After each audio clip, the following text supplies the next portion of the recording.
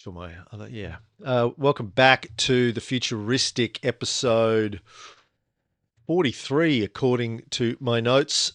Steve Sammartino, my AI transcription engine in Descript never likes having to work with your name. After all these months and years of doing it, it's like Samachi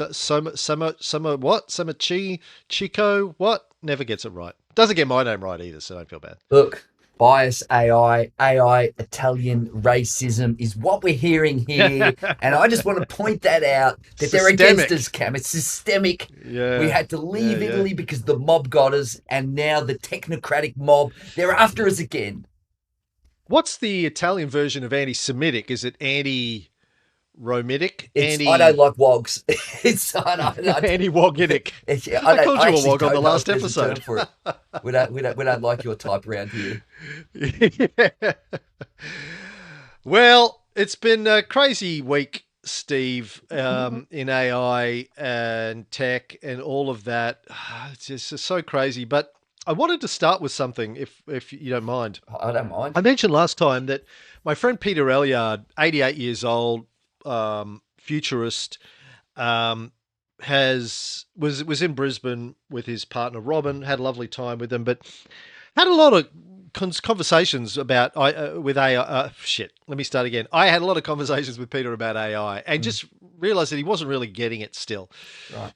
So I've spent a lot of time in the last week in an email thread with him, encouraging him to think about it in terms of creativity, and I'm sort of acting as the intermediary between him and AI now, and I asked him to give me a challenge to give to one of the AI tools to demonstrate that they are creative. Because his question to me when we caught up is, "Do you think they'll ever have imagination?" And I said, "They do right now. They're Yeah, yeah, creative right now." 100%.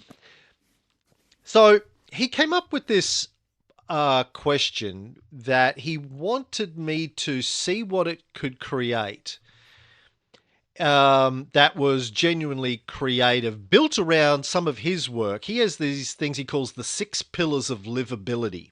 Right. And he wanted it to come up with uh, an idea for how we could make Australia a better place by 2050, built around his 6 pillars of livability. Okay.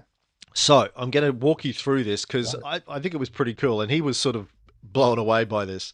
My prompt, and I used ChatGPT o3 deep reasoning model. The prompt was this: "You are now a futurist whose job is to design a better future for humanity. Okay. Come up with one idea that is completely original and is not based on extending existing trends or technologies that would make Australia a more livable country in 2050 and fits in with the 6 pillars of livability: prosperity, harmony, inclusion, sustainability, health, and security." Now, to be fair, it came up with a couple of things that I rejected early on. I was like, nah, that's not really that original. That's just an extension of other things. You're just, taking existing stuff and making it more extreme or more advanced or whatever. So I pushed back on it a couple of times, twice maybe. Mm. Then it came up with this: the Other Year Act, a once in a lifetime state funded identity exchange sabbatical. Core proposal: every Australian adult is guaranteed and required to take one 12-month other year somewhere between their 25th and 55th birthday. During that year, they live, work, and vote in a host community whose demographics are as different from their own as an algorithm can manage: urban versus remote, wealthy versus disadvantaged, migrant hub versus old settler town, etc. Think of it as compulsory whole life cultural cross training. No uniforms, no boot camps, no charity optics, just swapping places long enough that the word them loses meaning. Why it's new. National service exists, military, civic, Peace Corps style. Gap years and couch surf exchanges exist. But there is no country on earth where a universal mid career identity swap sabbatical is a legal right and obligation. It isn't an extension of technology or an NGO trend, it's a structural reboot of social experience built straight into citizenship. And it goes on and on and on. It has a timeline for delivery, how it would work legislatively, how it would be funded. Basically, a federal agency and trust fund, 0.6% of GDP, offset by winding back duplicate employment subsidy schemes. A pairing engine, independent algorithm balances 20 plus variables: income quintile, language background, remoteness, climate, industry, disability status. No one is sent somewhere they medically can't live.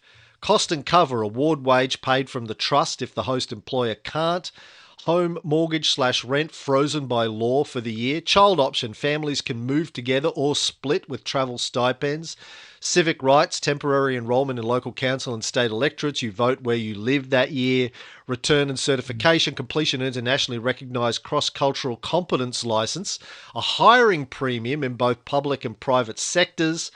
The bottom line is, instead of betting on gadgets or tax tweaks, the other year puts human beings into each other's shoes, literally, for a whole year, and lets empathy do the heavy lifting across prosperity, harmony, inclusion, sustainability, health, and security. One bold, never tried lever. Oh, 6 pillars lifted wow. together. Look, I cannot tell you how much I love that. It's one of the best ideas I've ever heard. And I have heard similar things. It does come back to walk a mile in someone else's shoes.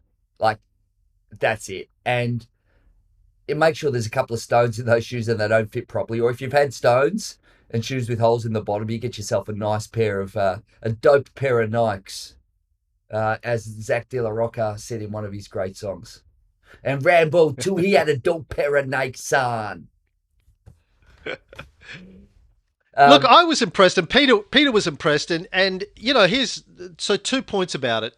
One is, well, obviously, apart from the fact that I think it's a great idea. I think it's brilliant. One is the prompt was very specific, what it had to focus on, and two, it came up with this idea in a minute. I mean, after I pushed back a couple of times on the first Yeah. couple, it came up with, like, by minute 3, it came up with this idea that you, Peter, and I all thought was a great idea. Imagine if I'd got it to come up with 100 ideas over the course of the It's next genius. hour and a It's half, right? genius. And it points out something important is that we have all the technology we need right now, today, to solve all of the world's problems. And human frailty has always been the issue, always will be the issue. And it reminds me of Harari, who I've got in my little thing to talk about, Novel Harari, who wrote Nexus and Sapiens. He said that it's strange that we think that an AI will solve all of our problems, when the AI is based on us. He says we don't need AI to solve our problems. We need humans to do it. Now, here's the point. That idea is a great one, but humans still need to implement it and agree upon it. At this point, maybe the AI takes over and says, here's where you're going. An Uber and a humanoid robot arrives at your door and takes you away to this place and takes away all your wealth if you're wealthy. I don't know, but the ideas are there, and AI's got great ideas, and this is a super idea that would work.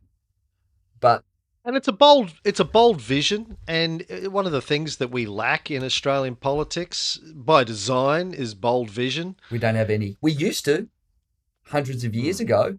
Granted, there was a whole lot of other problems which we're solving, social problems, and Well, not 100 years ago. I mean, Gough Whitlam, first 7 days after he was elected, he sat down with his right hand man and basically crafted the plan for how Australia has been living for the last 55 years. He yeah, just sat down and said, we're getting out let's of do this. Vietnam, free education, free Of course. Okay. healthcare, So yeah, 50 years ago. legalized But divorce, yeah, blah, we blah, blah, had blah, blah, blah, blah, a lot of good ideas, and the void of leadership and courage are the two things that are lacking in political society, and we've got corporate capture and the lobbying is a real challenge. The fact that South Australia's outlawed lobbying is a massive move in the right direction. That's the real biggest issue, because we don't get brave policies simply because our politicians are captured economically. If we remove that capture, then we get a chance for politicians to make decisions for the majority,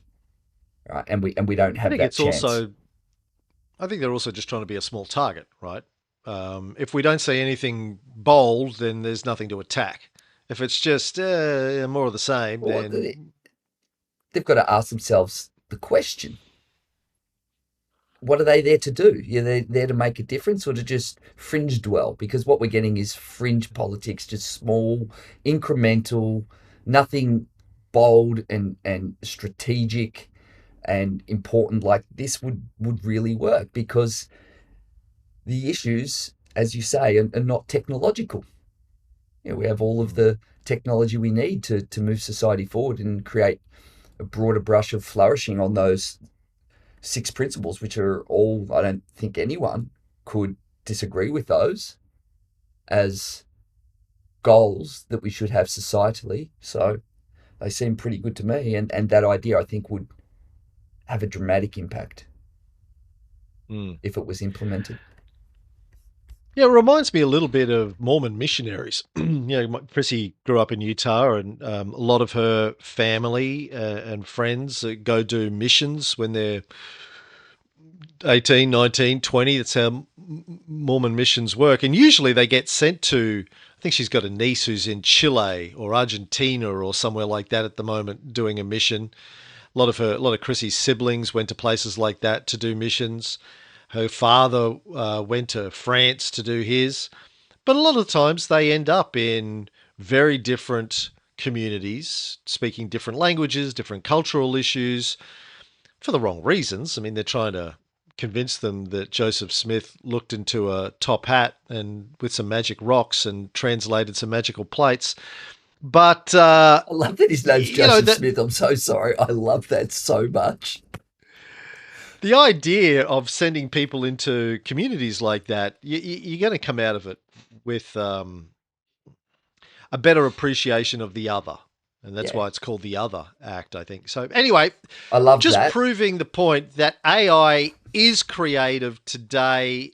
If you know how to use it correctly and prompt it and work with it, it can do amazing things. And that's today, let alone where it's going to be a couple of years from now when we have super intelligence. But what have Mm. you got to talk about for your past week, Steve, Again, before we get into news? I used AI in a way that was really effective.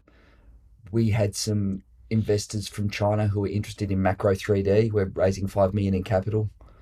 For any rich listeners out there, chance to participate in the multi-billion dollar future of automated construction.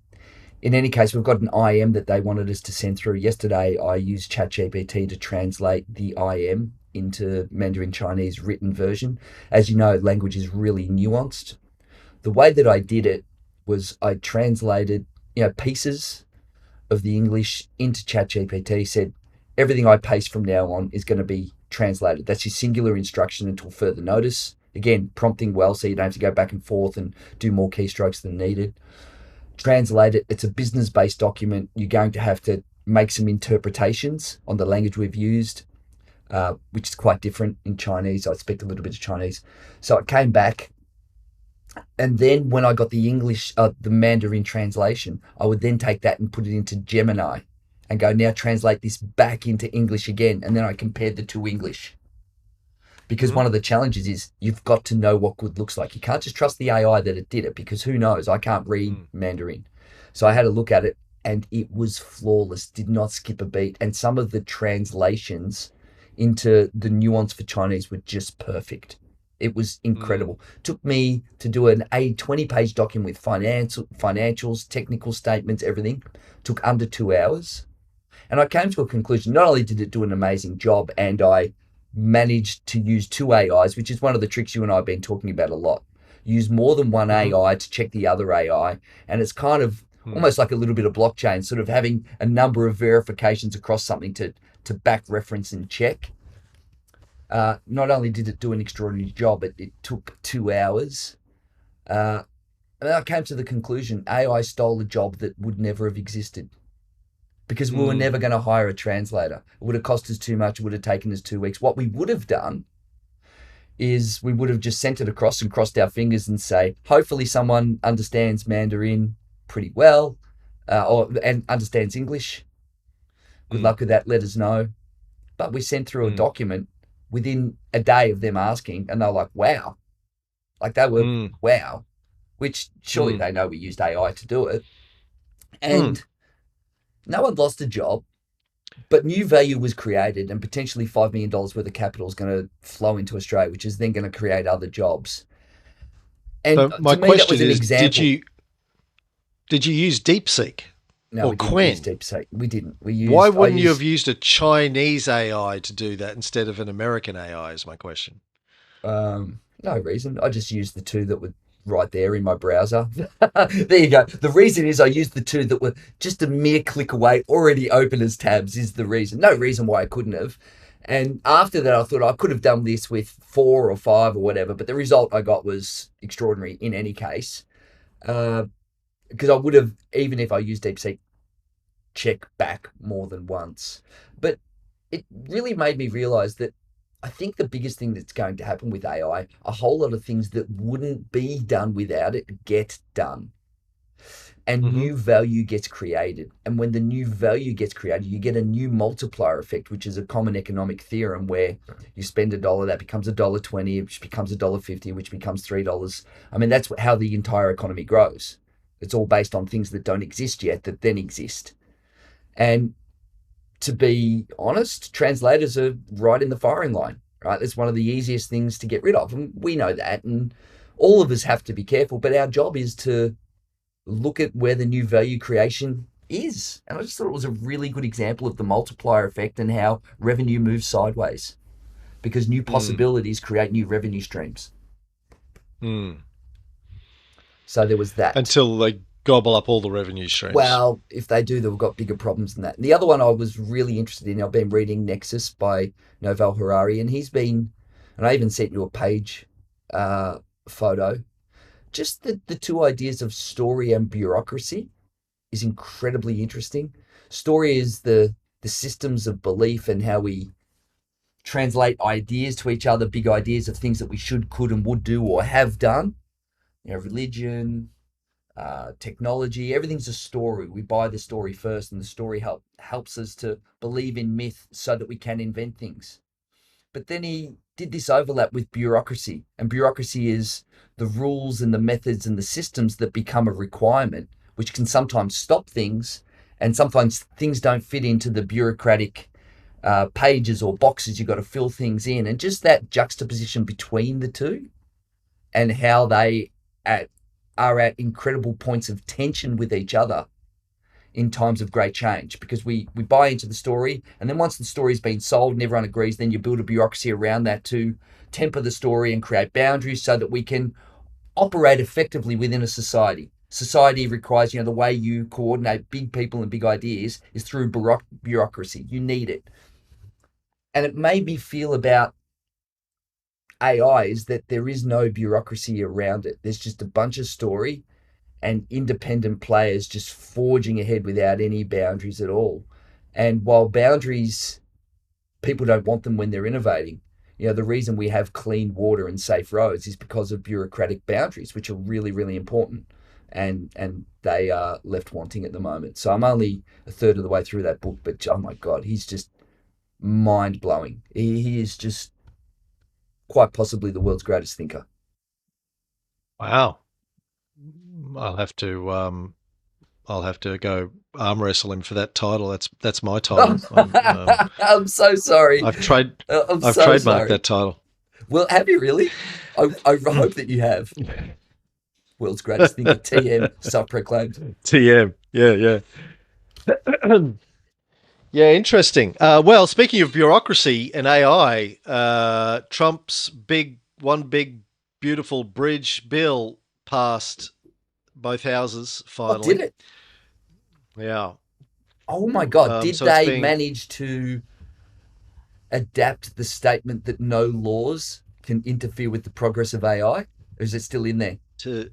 to the best of my knowledge, that is still part of it. So when Trump Wow. signs this today, tomorrow, it will be illegal for any state in the US to pass any laws that regulate AI in any way until 2035. Well, no, it'll be here by then, so it's fine. The singularity will have occurred. I don't know whether I'll just be living in a cloud. No one knows. 2035, he's basically said there's going to be a nuclear war, an AI war. We don't know what will happen. Duck and cover. Okay. So, yeah, obviously, for the last 2.5 years since GPT came out, there's been an enormous amount of talk in the US and around the rest of the world about regulating AI, safety, guardrails, etc., etc.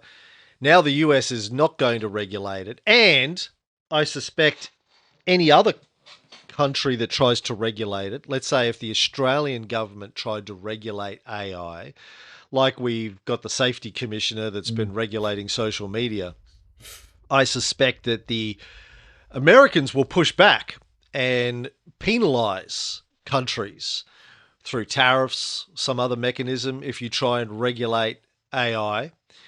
So we're pretty much in a situation now where there is going to be no effective regulation anywhere in the world on AI. China may regulate it in terms of what it can and can't say about the CCP and Tiananmen Square and those sorts of things, but effectively, the Trump administration has just removed any legislative approach to safeguarding us from AI. It, that's terribly concerning, especially when the jury is out from experts on what the potential consequences could be socially, economically, in terms of ceding control to a sentient, potentially sentient being. It seems like an incredibly foolish thing to do. Of course, Trump theoretically uh, only has 3.5 years left, or a little bit less than that, and it could potentially be kiboshed legislatively. But it just seems like someone making a geopolitical position, trying to win the geopolitical race with AI, without understanding the potential consequences. Look, I was skeptical that humans would be able to regulate AI very effectively or for Yeah, very long anyway, so I yeah, don't think me it too. makes a great deal of practical difference, but Yeah, that's a good it's point. interesting Yeah, now I don't that think they would either. that's the If we can't, yeah. if we can't legislate against known impacts of social media, algorithmic division, uh, impact on the frontal No, but I cortex mean, of preteens on social media, then we've got zero chance. I mean, and that's clear. And the jury is in. The studies have been done, and we know the impacts. And if we can't regulate against that, or monopolistic behaviors of big tech, then we've got zero chance of doing it with AI, because that's far more complex and has less research, less understanding, and the experts can't agree on what the potential impacts are. So you're right, but it is a but I'm not even worry that talking about it. I'm not talking about it from that perspective. I'm talking about it from you can't a lesser intelligence can't regulate superior intelligence. If we have super intelligence, yes, but you're not going to be able to regulate it no, that's right. But you're talking by about definition. a post moment when that bridge gets crossed. And I think what we're talking about here isn't the level of intelligence, is more the level of independence from an AI. But there is a window where that could be approached. There's a window of time still available where that could be regulated before the moment when the AI has self direction, its own independence, which we've spoken about. But commercially and from a security perspective, there's no my understanding of the way that the AI industry elite think about this in the US is it's an all or nothing game, and we'll talk about Zuck and his buying spree in a moment. But it's an all or nothing game here. It's the first country or company and or both to get to superintelligence who Yeah. wins, and Mm. they believe that China is quickly catching up to the US and probably will supersede their development in this space in the near future. So whoever they can't slow it down until they get to superintelligence. When you get to superintelligence, it's too late anyway. So Right. I just don't think it was going to happen for commercial and security reasons because they're terrified of what will happen if China gets it. But Human speaking lemmings. of, Human lemmings. It's the AI lemming race. We are going yeah, towards the cliff. We know the cliff is yeah, coming, and we're like, yeah, but we have to be first to the cliff. yeah, Like, that is yeah, that's what what gets to the. the AI geopolitical race has become. Lemmings running. Oh, yes, it's right there. What's going to happen? We don't know. Probably won't end well. Could be some carnage. So what are we going to do? Let's make sure no one gets in the way of us running off the human AI lemming cliff. So I think in our last show we talked about the fact that Zuckerberg was trying to buy an AI company and or all of OpenAI's top devs or the top AI devs from everywhere, really. And Sam Altman, I heard on a podcast a week ago or so saying that Zuck hadn't been successful because OpenAI's people didn't care about money; they wanted to be part of something important. Well, that didn't last very long. That aged like milk because Zuck has managed to hire about 10 people. Now, whether or not they are the top tier OpenAI or just second tier OpenAI researchers is still debated.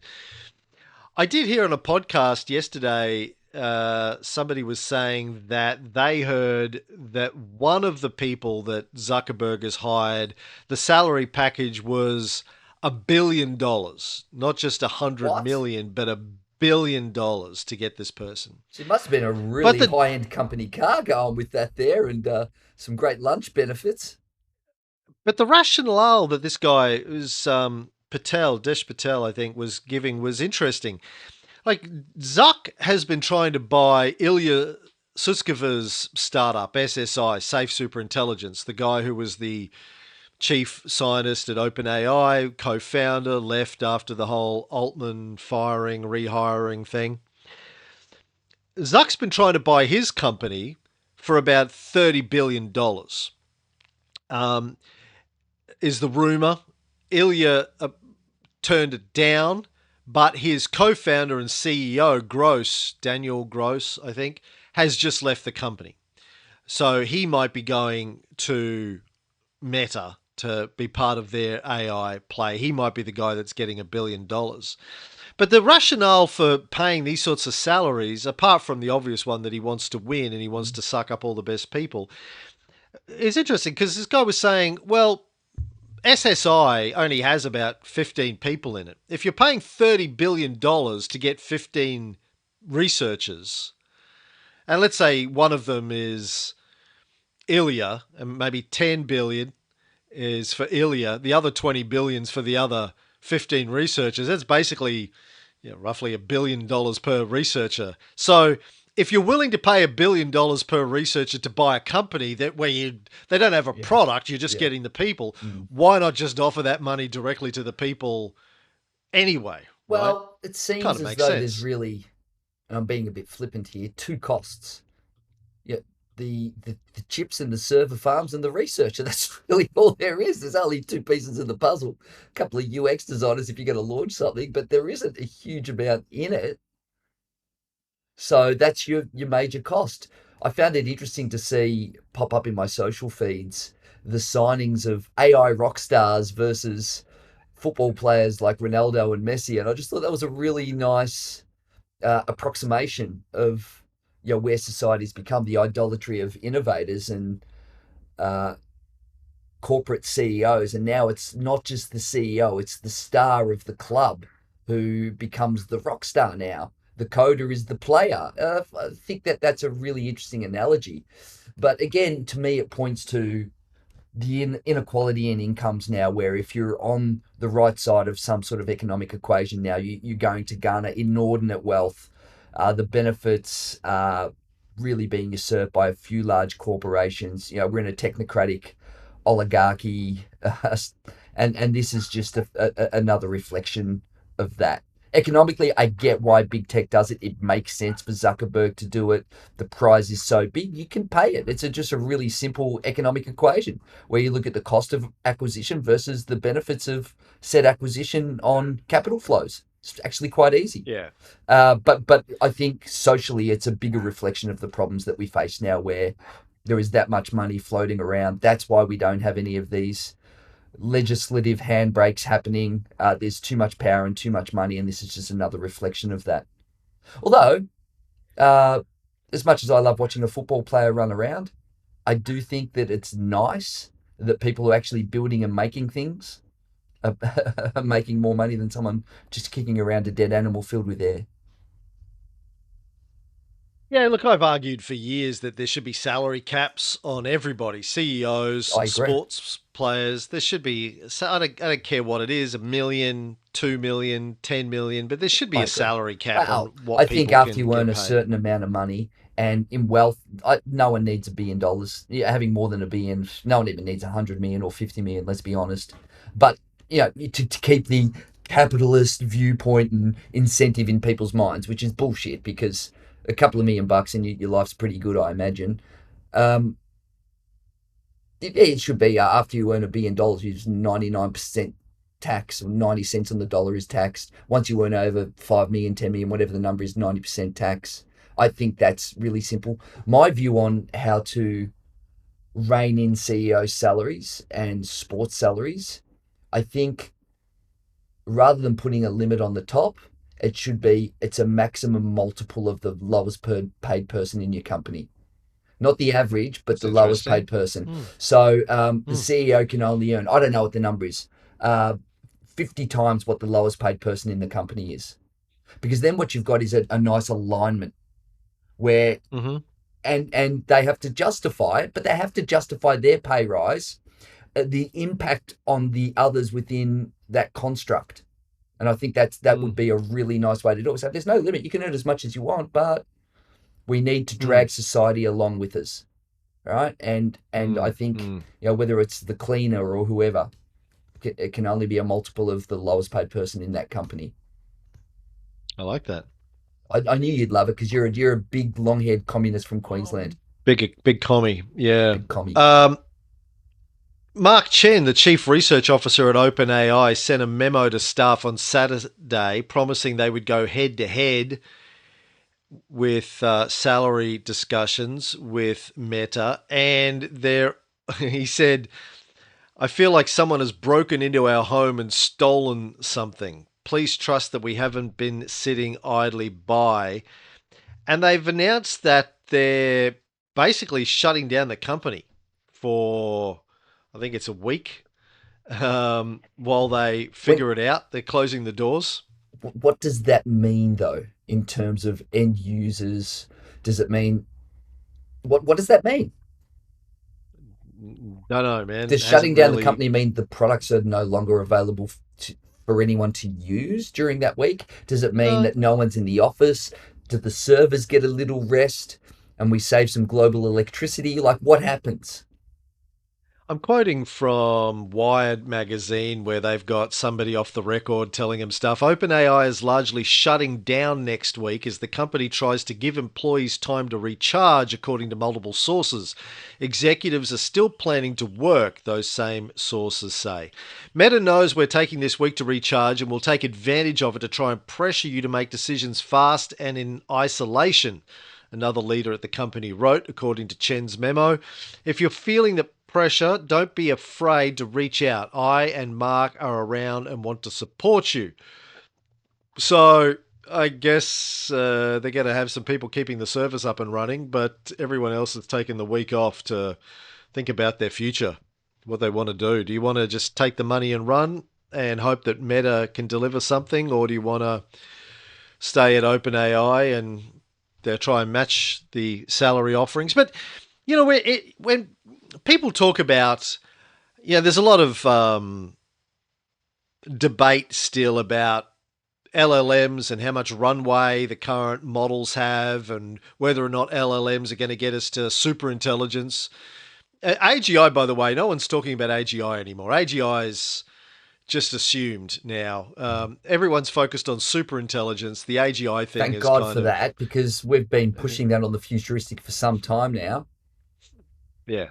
Yeah. Um, and as they keep saying, like AGI, you ask 10 different AI researchers for a definition, you'll hear 10 different things. So it's kind of stupid.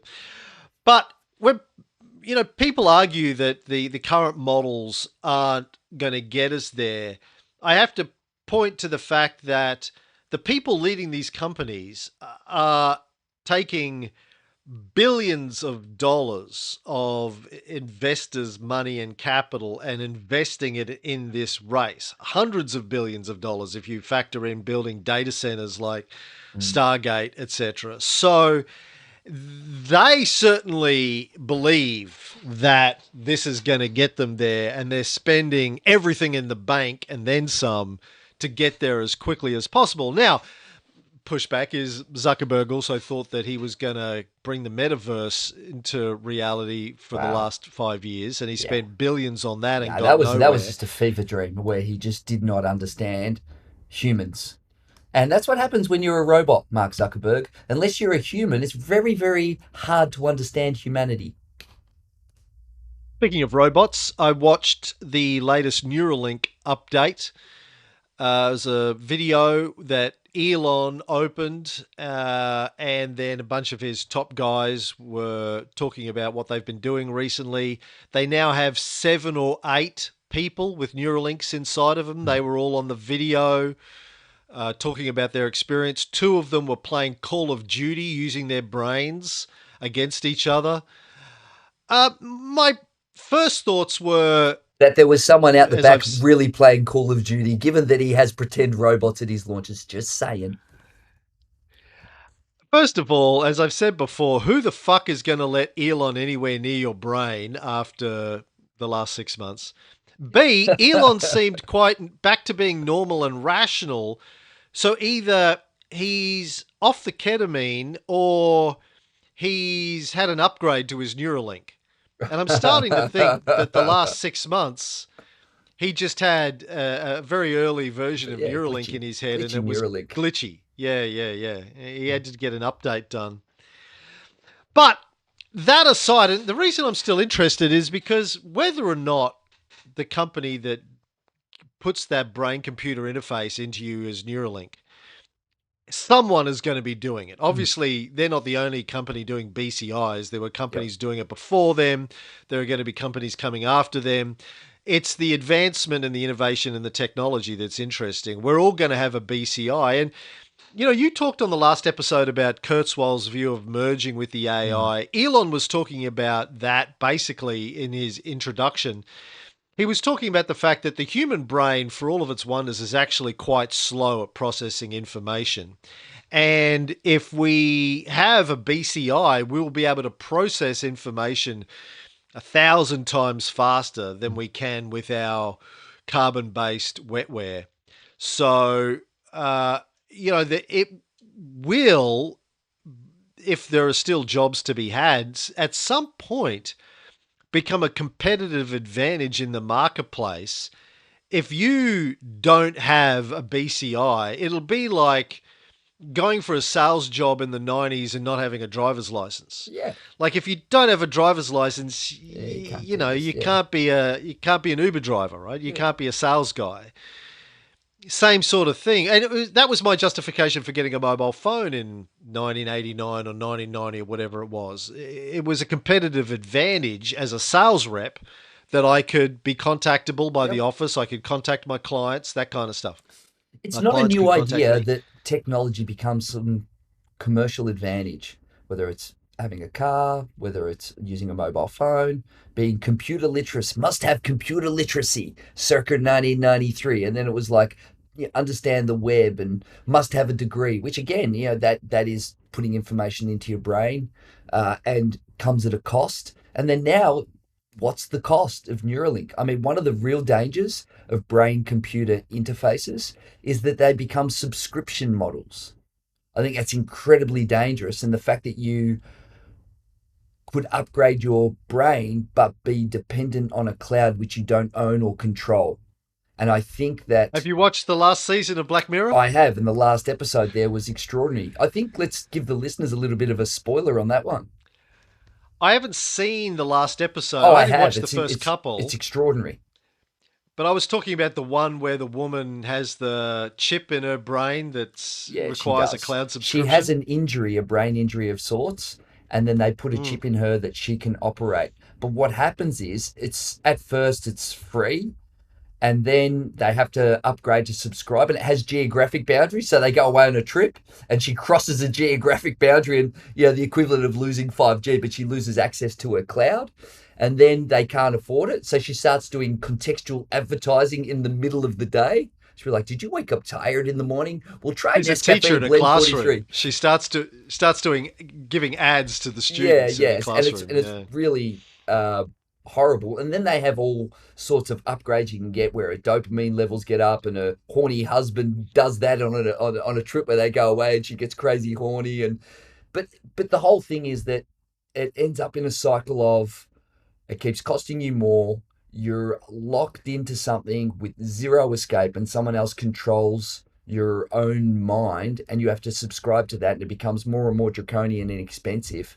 I think that's an incredible danger. And this points to the importance of open source.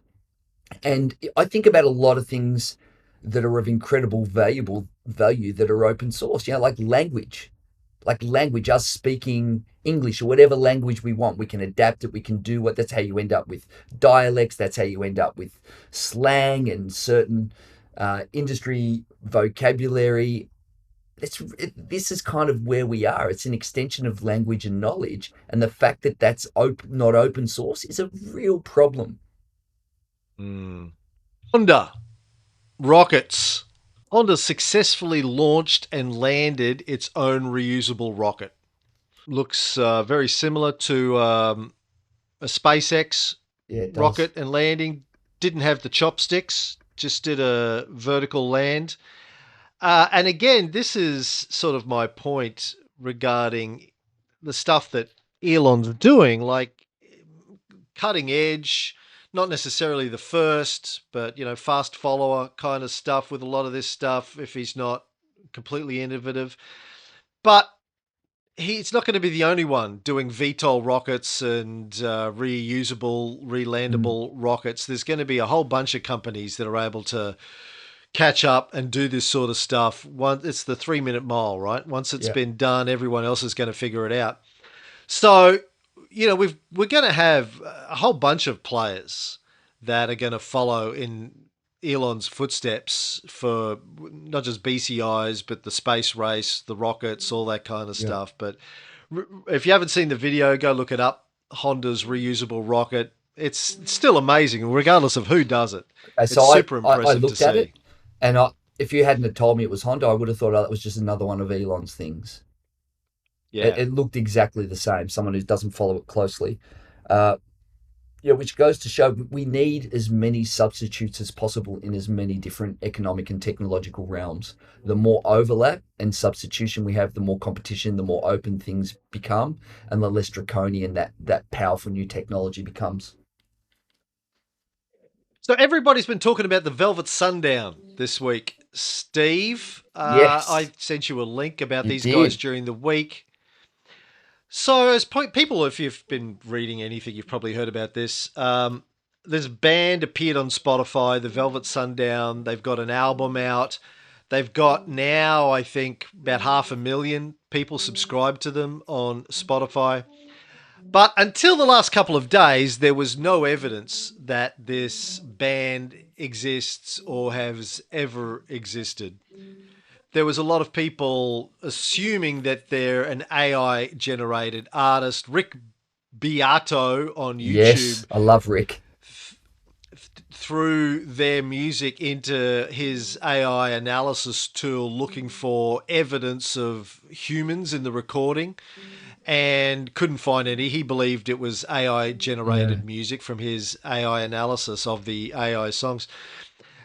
Since these stories started to come out, the band now does have an official X account, and they're going, "No, we've never used AI. We're humans." But the photos of them are obviously AI generated. But my point was, if again, like you looking at the Honda Rocket, if I had listened to this album and not heard any of the media about it, I kind of dig it. It's kind of Americana rock.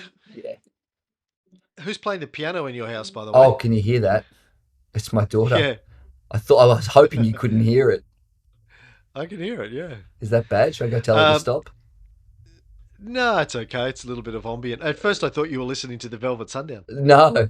Um, yeah, so it gets back to this question that we've talked about before about art and AI. I was having this debate with my son Taylor the other day about social media as well, because he and his brother keep sending me videos that are AI generated, VO generated stuff, more of the Yeti stuff, or Yeah. stormtroopers, or some straight up racist content that he was sending me, Okay. sitcom racisty stuff. There's a whole series of things about Chinese people eating cats and dogs. There's Oh God. these things that have been pushed out. But the point is that if it's entertaining, Doesn't matter. we're still at this. We're at this weird period of time, I think, where we're questioning it's Fupo or Rupo, which is what I asked you when I sent you the Velvet Sundown. Yeah. But we're going to quickly reach a point, I think, where we don't even ask the question. If I stumbled across this music on Spotify, hadn't read any of the media, it just popped up in my, recommended new things to listen to, I would have gone, this is good. I dig it. I would have Well, listened to it. I wouldn't have questioned it. well, we already have that in many ways in the movies. So you'll watch a movie and you don't care whether the scene was actually filmed and some explosions or AI. You're just like, am I digging it? And I think that entertainment, especially, is the am I digging it? I do think there will be a new kind of genre because categories tend to split rather than aggregate, where it's like there'll be a category where it's this is a live band, this is an AI band, and you might have to flag that. And I don't mind that as an idea. Some people won't even check and won't care, but you might have to at some point flag say this is AI generated. Uh, I listened to it. I didn't really like it personally. I thought Fake Everything was a far better AI generated song. I'm just saying, but I don't think it matters. But it does point to one important thing. The Velvet Sundown are definitely using the tactic at the moment, which is it AI? Isn't it AI? Which is one of the great marketing tactics right now. Classic Fupo or Rupo. And smart brands are making something and saying this is AI or this isn't, or making people guess. And that's a great way to get attention in the attention economy at this point in time. Yeah, I still believe that brands will very soon, if they're not already, be creating their own bands, their own social media influencers, and Yeah. then sneaking their advertising and marketing and promotional messages into the content. What was I watching? I was watching some crazy movie from the 2000s the other day. I can't remember what it was, but there was just so much branding in it. Like you'd see the mobile phone Hmm. brand where the person picks up their mobile phone and they're holding the brand in front of them and they're drinking a soft drink and the logo is turned to the camera and it was really in your I face. always enjoy Pepsi Cola. Well, if you don't have to pay Michael And Jackson, if you have an artist who is a best selling or most downloaded or streamed artist, all of a sudden, you don't have to have a rock and roller cola war. it wasn't a film, it was a Beyonce clip. There you go. It was an over the top Beyonce clip from 15, 20 years ago. I can't remember what it was. But the film clip, which was super high production and, massive budget, massive cinematography, big action sort of thing. Yeah. And the brand positioning in it was insane. I was like, okay, well, no guesses who paid for most of this video clip, right? Yeah. So I think we're going to see that, but we're going to have books written by AI and movies and TV shows and music. And, some people will Luddite their way through it and go, no, I refuse to watch this. I need Mm. to know if it's real or fake first. But I do think the majority of people, and I include myself in this, will just stop even. It won't even be a question. Is it good? If it's good and I Well, like it, then who cares? so I would love a new Rage Against the Machine album, and if the band Me too. could come together and say, If okay, Zach let's do Delaroca it. can't get his fucking Oh, shit together with Tom and make another, then fuck it. I will listen to a fake Rage Against the Machine well, album I won't just tomorrow. listen to a fake Rage Against the Machine album. I will fucking make the fake Rage Against the Machine album. I will even listen to covers of Rage Against the Machine. I just rewatched the fourth Matrix film, whatever the fuck it was called. Right. I don't know if I've seen Re it. Matrix Resurrection, Oh, yeah, yeah. to see if it held up any better. And I enjoyed it maybe a little bit more the second time around, but it's still Mm. kind of not very good. But the final track is a cover of Wake up. the Wake Up from the final credits of the original film with a woman singing it, and it's stripped back. It's just sort of a drum and bass with her doing the lyrics, and I was like, it doesn't hold up to the original, but it's still okay because it's a great track. Yeah, Could have been AI for all I know. could have been. But yes, fake media is going to become a bigger and bigger thing. Like it, hate it. Speaking of that, though, how much time have we got? 8 minutes. It's come out, there's been this court case against Anthropic. It came out that Anthropic purchased millions of physical print books to digitally scan them for Mhm. training Claude, and they won the federal court case. That's a disaster. That is an absolute disaster that they won the court case. You think? Absolutely. Judge William Alsup of the United States District Court for the Northern District of California ruled in favor of Anthropic, finding that the company's use of purchased copyrighted books to train its AI model qualified as fair use. While the case centered on emerging AI technologies, the implications of the ruling reach much further, especially for institutions like libraries that depend on fair use to preserve and provide access to information. This is a blog post from the Internet Archive, which I'm a big user of. Mm. In this case, publishers claimed that Anthropic infringed copyright by including copyrighted books in its AI training dataset. Some of those books were acquired in physical form and then digitized by Anthropic to make them usable for machine learning. The court sided with Anthropic on this point, holding that the company's format change from print library copies to digital library copies was transformative under Fair Use Factor 1 and therefore constituted fair use. It also ruled that using those digitized copies to train an AI model was a transformative use, again qualifying as fair use under US law. Again, stealing their raw materials to make a product. It is not fair use because AI has an unfair advantage compared to a human using something and learning and putting their own creativity on top of it.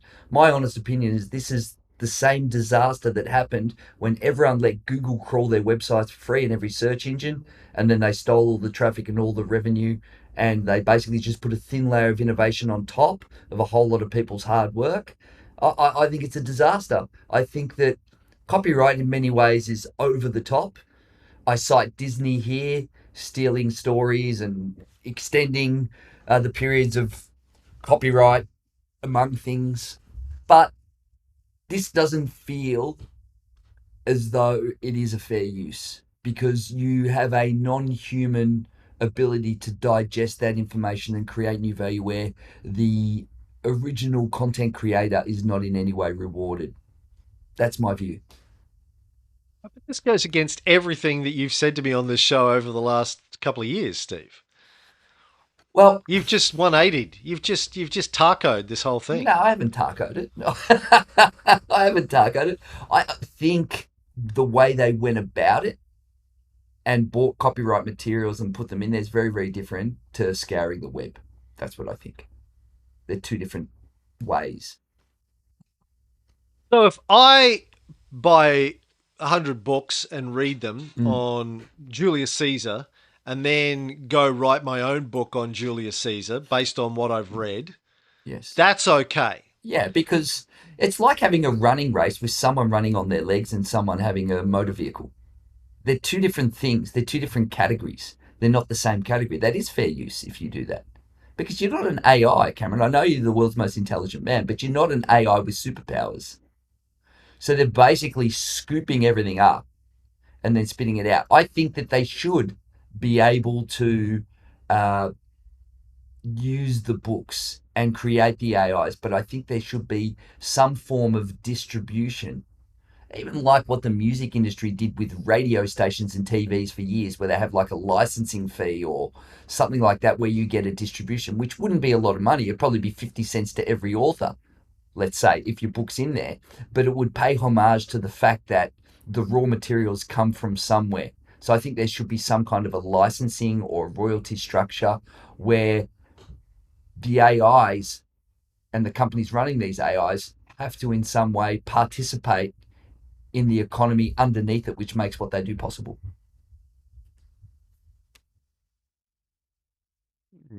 Yeah, I fundamentally disagree, and I don't think Which that's is okay. even workable on a practical level. But Well, I think the fact that we, being the human race, have we built a tool that is more efficient at writing or producing music or producing film or whatever it um, is a tremendous thing. The fact that it I can do do too. I something agree. better I than love it, and I humans. don't want it to stop.